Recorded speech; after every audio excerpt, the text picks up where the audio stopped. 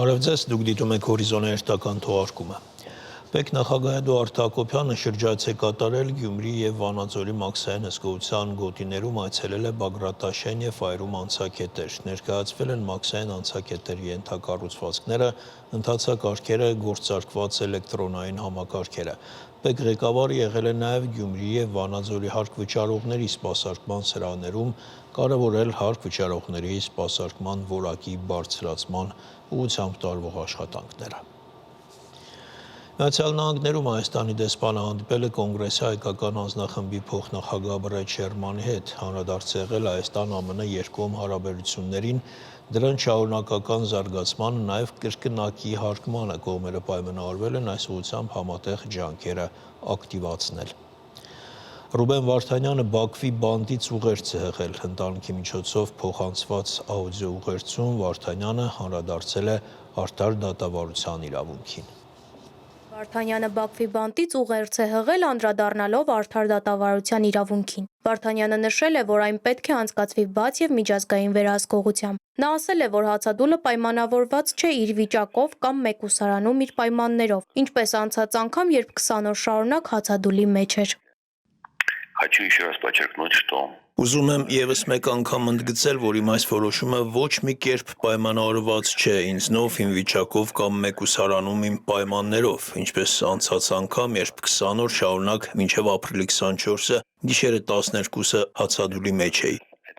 Սա բողոք է ընդդեմ գործընթացի, ընդդեմ նրա, թե ինչպես է իրականացվում այս դատական պրոցեսը։ Ես գիտակցել եմ ինչ եմ գնում, պատրաստ եմ եղել և պատրաստ եմ ավելի վատ պայմանների։ Ես գոհ չեմ, ինձ պետք չէ խղճալ, քանի որ սա գիտակցված որոշում է։ Իմ պահանջները նույնն են, եթե դատում եք, դատեք պրոֆեսիոնալ կերպով, բաց ու հրապարակային, Ադրբեջանի բոլոր օրենքների ու ընթացակարգերի համաձայն, մյուսների հետ միասին, միջազգային լրատվամիջոցների դիտորդների ներկայությամբ, եթե այդքան վստահ եք ձեր արդարացիության մեջ, իմ գործը արհեստականորեն մի առանձնացրեք։ Ինչու է իմ գործը առանձնացվում, երբ իմ բոլոր մեղադրանքները կառուցված են նրա վրա, որ ինչպես դուք եք կարծում, ես կազմակերպված հանցավոր խմբի անդամ եմ, որին անդամագրվել եմ 1987 թվականից։ Վարդանյանը նաև կոչ է արել Բաքվին չխախտել սեփական օրենքներն ու ընթացակարգերը։ Մի կեղծեք փաստաթղթերը, մի նենգափոխեք արձանագրությունները, չէ որ դուք ամեն ինչ ունեք, իմ բոլոր գաջետները, իմ բոլոր փաստաթղթերը, դատը մի դարձրեք ձևական դատավարություն, իմիտացիա, շոու։ Եթե դատում եք, դատեք ճիշտ, դատում են ոչ թե ինձ ու մյուս 15 հոգուն, այլ բոլոր հայերին, ու եթե դուք դա չեք հասկանում, ուրեմն դա մեծ ողբերգություն է, քանի որ սա ողջ պատմության հակամարտության վերջը չէ, այլ ընդամենը հերթական փուլը, ի ափսոսանք բոլոր կողմերի։ Իր խոսքում Վարդանյանը նաև նշել է, որ լավատես է ու հավատում է, որ կհաղթահարենք բոլոր մարտահրավերները։ Ես լավատես եմ և հավատում եմ, որ չնայած այս ամենին հաղթահարելու ենք բոլոր մարտահրավերներն ու դժվարությունները և նորից ապրելու ենք մեր հայրենիքում, հարևանների հետ խաղաղությամբ, հարգելով միմյանց։ Հավատում եմ, որ կհաղթահարենք փոխադարձ թշնամանքն ու կուտակված ատելությունը, ինչպես դա ստացվել է որոշ ժողովուրդների մոտ։ Բայց եթե մենք ուզում ենք դա իսկապես անել, մեզ պետք է իրական երկարաժամկետ խաղաղություն, ոչ թե թղթի վրա ստորագրված, այլ կյանքի կոչված։ Արցախի նախկին պետնախարարը շնորհակալություն է հայտնել իրեն աջակցելու ու այնտեղ կատարվողի նկատմամբ անտարբեր չլինելու համար։ Լյոխ լավա լինելու ուղերձն այսպես է եզրափակել Վարդանյանը։ Շանթ հեռուստաընկերություն, Հորիզոն։ Հայաստանի գլխավոր դատախազ Աննա Վարդապետյանի և Պաշտպանության նախարար Սուրեն Պապիկյանի գլխավորությամբ ամփոփվել են զինվորական դատախազության 2024 թվականի աշխատանքները։ Գլխավոր դատախազը իր խոսքում ընդգծել է, որ մեծ ուշադրություն են դարձնում բանակում կարգապահությանը և իրենց նպատակը մեկն է՝ նվազեցնել ենթամշակութային տարբեր դրսևորումները բանակում։ Հայաստանի պաշտպանության նախարար Սուրեն Պապիկյանը կարևորել է արդյունավետ համագործակցության շարունակականությունը, որը միտված է ավելի կարգապահ կանոնադրային հարաբերությունների վրա հիմնված բանակ ունենալու։ Որում ենք տարեսկզբյան այս մեր համատեղ վերլուծությունները նախ կատարած աշխատանքի և նոր նախաձեռնությունների ու մարտահրավերների ուղղությունների ուրվագծումը Մենք այս տարի, պարոն նախարար, կենտրոնացել ենք առաջնահերթ բոլոր հանցագործությունների շատ հասցեական եւ արագ բացահայտմանը, նախաքննության իրականացմանը եւ դատարան ուղարկելուն։ Պարոն նախարար, մենք շատ մեծ ուշադրություն ենք դարձրել բանակում կարգապահությանը, նաեւ ես շնորհակալ եմ, որ ձեր հրավերով ես մի քանի վարպետաց դաս եմ, մեկն անցկացրել եմ, եւս մի քանիսը կանցկացնեմ մեր բարձրագույն ռազմաուսումնական հաստատությունում։ Մեր նպատակը մեկն է, որպեսզի ենթամշակութային դրսևորումներ նվազեն բանակում եւ սպայական առաջնորդությունը լինի, հրամանատարական առաջնորդությունը լինի մեր եւ ձեր համատեղ աշխատանքի արդյունքը բանակում, մեր բարեփոխվող բանակում։ Մենք շարունակելու ենք աշխատանքն այս ուղղությամբ, նաև մենք շարունակելու ենք աշխատանքը ապօրինի օտարված գույքի բացահայտման եւ վերադարձման ոլորտում։ Դուք գիտեք, որ մենք արդեն մոտ 8 զորամասի վերաբերյալ ունենք ուսումնասիրություն, ունենք վերադարձված զորամասեր, որոնք պետական շահերի պաշտպանության ոլորտում են քննության առարկա եւ յուրաքանչյուր միավոր, որ հասցեական չի ծառայել բանակի նպատակներին, պետք է վերադարձվի պետական բյուջե եւ նորից մտնի բանակաշինության գործի մեջ։ Սրանք մեր առաջնահերթություններն են, պարոն նախարար, դրանք շարունակելու են մնալ, կարգապահությունը առաջնահերթ եւ մենք մի փոքր ձևափոխում ենք արել մեր կառուցվածքի մեջ, որպեսզի զինվորական դատախազությունները ավելի հասանելի լինեն բանակային կորպուսներին։ Մենք Տավուշի առանձին ստորաբաժանում ենք այս տարի արդեն ձևավորել եւ տեղակայել եւ 2 կայազոր ենք առանձնացրել Սյունիքի մարզում հաշվի առնելով մարզի առանձնահատկությունները, որպեսզի մաքսիմալ հասանելի լինեն եւ դատարանները եւ բանակային կորպուսները եւ նաեւ զինվորական դատախազները կարողանան զորամասեր այցելել եւ ավելի մոտ լինել հրամանատարական կազմին։ Գործընկեր կառույցների այս համագործակցությունը էական դերակատարում է ունենում շարքերում համագործակցությունը ավելի ինտենսիվացնելու համար, որովհետև մենք սրանով նաև ցույց ենք տնում, որ գործընկերային համագործակցությունը ամենաառաջնայինն է եւ բանակում կարգապահությունը նոր մակարդակի բերելու եւ բարձրացնելու համար մենք պատրաստ ենք ավելի ինտենսիվացնել մեր համագործակցությունը եւ իհարկե ողջունում եմ, որ դուք քայլեր եք ձեռնարկում նաև զինվորական դատախազության տարբեր օղակների ավելի մոտ դարձնելը մեր զինվորական օղակներին։ Իհարկե զինված ուժերում շարունակում են լինել խնդիրներ, ցավալի դեպքեր, այդ թվում նաև մահվան դեպքեր, եւ ինչպես նշվեց, այո, դրանց բացահայտումները շատ կարեւոր են ու էական է, որ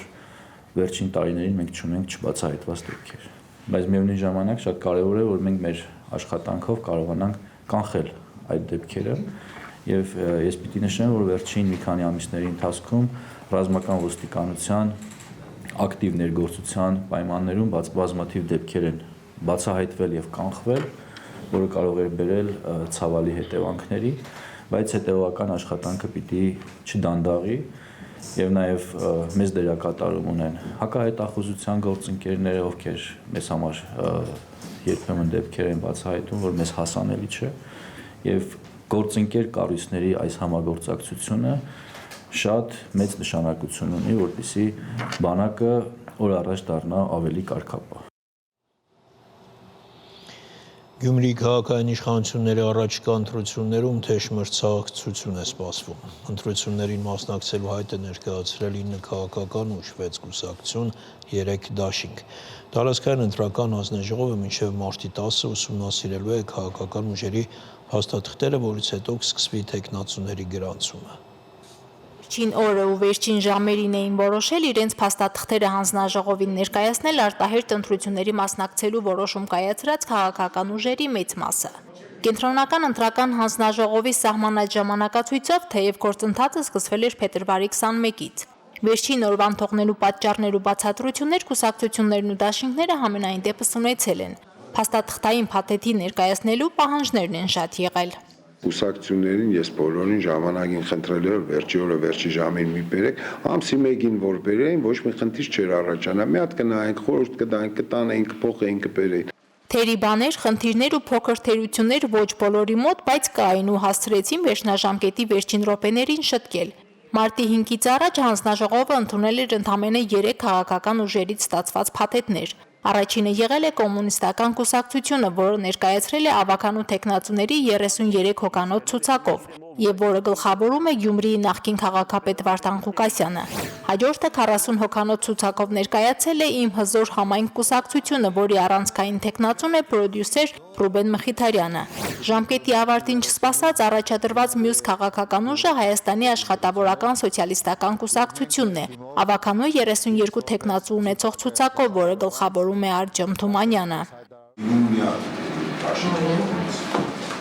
Առաջադրման վերջին օրվան մնացած ամբողջ աշխատանքը հանձնաժողովը ստիպված էր հասցնել մինչև ժամը 18-ը։ Մոտ 1 ժամվա կամ գուցե ավելի քիչ տարբերությամբ թիվ 31 տարածքային ընտրական հանձնաժողով էին գալիս առաջադրվող քաղաքական ուժերը։ Դեմոկրատական այլընտրանք կուսակցությունը 23 հոգանոց ընտրական ցուցակով ներկայացավ, որը գլխավորող թեկնածուն Արտյոմ Ղարաղազարյանն է։ Փաստաթղթերը ներկայացնողը կուսակցության քաղաքական խորհրդի նախագահն է Սուրեն Սուրենյանցը։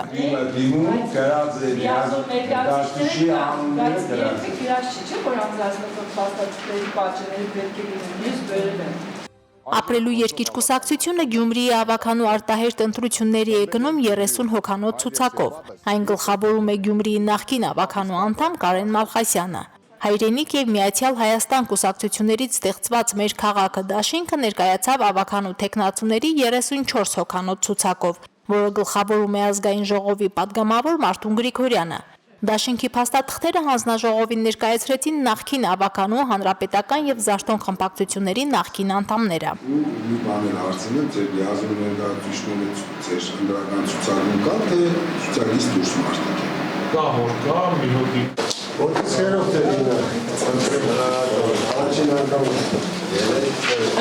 Իմ պայքար, իմ հայրենիք եւ ինտելեկտուալ Հայաստան կուսակցություններից ձևավորված Մայր Հայաստան դաշինքի ընտրական ցուցակը գլխավորում է գործարար Կարեն Սիմոնյանը։ Դաշինքի ցուցակում 57 ավականու թեկնածուի անուն ազգանուն կա։ Թեկնածուների առավելագույն թվով 99 հոգանոց ցուցակով այդ պահին ներկայացավ նաեւ Քաղաքացիական պայմանագիր կուսակցությունը։ Փաստաթղթերի փաթեթը ցուցակը գլխավորող թեկնածուն հանձնեց Գյումրիի քաղաքապետի պաշտոնակատար Սարիկ Մինասյանը։ Այն կողմը ձեր ցուցակը կնայեք, այս կողմը պարոն շատ երկար չսպասեք, ժողովուրդ ջան։ Ընտրությունների մասնակցության հայտ ներկայացնող եւս մեկ նոր ձևավորված դաշինքի առանցքային թեկնածուն ժուրնալիստների ասպարեզ ակումբի խորհրդի նախագահ Լևոն Բարսեղյանն է։ 3 արևմտամետ ուժերի միավորումից ձևավորված Եվրադաշինքի ընտրական ցուցակում ավականու թեկնածուները 25-ն են։ Այսպիսով, ավականու արտահերտ ընտրություններում պայքարի հավակնորդ են դառնալու 6 կուսակցություն եւ 3 դաշինք, ընդհանուրը 9 քաղաքական ուժ։ Բոլորի հայտերը հանձնաժողովն ընդունեց առանց բովանդակային ուսումնասիրության, թեև ներկայացված ցուցակներում հայտնաբերվեցին այնպիսի անճշտություններ, որոնք այդ պահին եւ հրատապ շտկվեցին։ Ժամկետի ավարտից հետո ցուցակների հետ ոչ մի մանիպուլյացիա անել հնարավոր չի։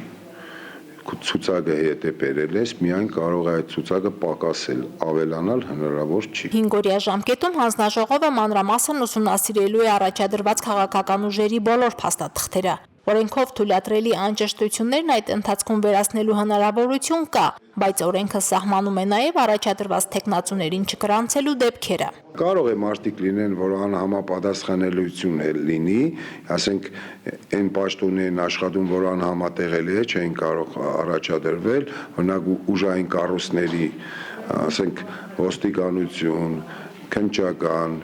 ինչ ասեմ, բարեկային ծառայություն, դատախազություն, ազգային անվտանգություն, այն, այդ աշխատակիցները իրավունք չունեն տեխնացու որպես առաջադրվեն, եթե այդպիսի բան եղավ, իրենց կհանենք ցուցակից։ Մարտի 10-ին մինչև ժամը 18-ը հանձնաժողովը պետք է ավարտած լինի փաստաթղթերի ուսումնասիրումը եւ նույն օրը կատարելու է առաջադրված տեխնացուների գրանցումը։ Գրանցումից հետո վիճակահանությամբ պարզ կդառնա, թե մարտի 30-ին քաղաքական որ ուժը որ համարի տակ է հանդես գալու քվեաթերթիկում։ Վիճակահանությունը որտեղ է լինելու կենտրոնական ընտրական հանձնաժողովում, թե թիվ 31 ընտրատարածքայինում կհստակեցվի գրանցումից հետո։ Մարինե Տերբենյան, Արտյոմ Խաչատրյան, Հորիզոն։ Առայժմ այսքանը, կհանդիպենք ժամը 18-ին։